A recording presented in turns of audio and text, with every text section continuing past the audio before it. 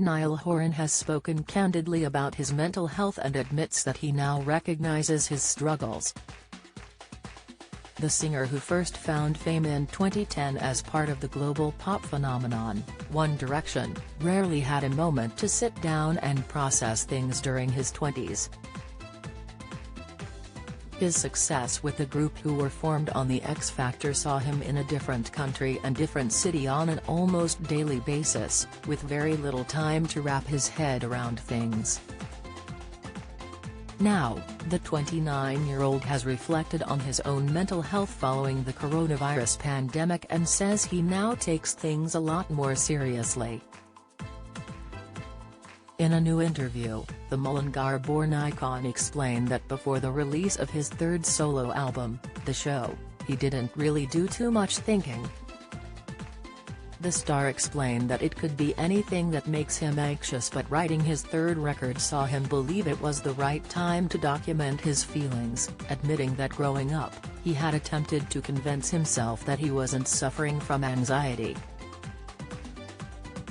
"I think when I was in my early 20s, I just didn't give a crap and I just got on with it," he told Australia's Sunday Telegraph. Niall continued, "It is only when you have a couple of formative years during the pandemic that you are still, and, taking the time to reflect, then you're like, oh, I actually do think more than I thought I did. I was obviously convincing myself and I wasn't anxious or whatever." Despite admitting he experiences SHT times, Niall says that he still remains optimistic and attempts to find a positive outcome from what he is experiencing.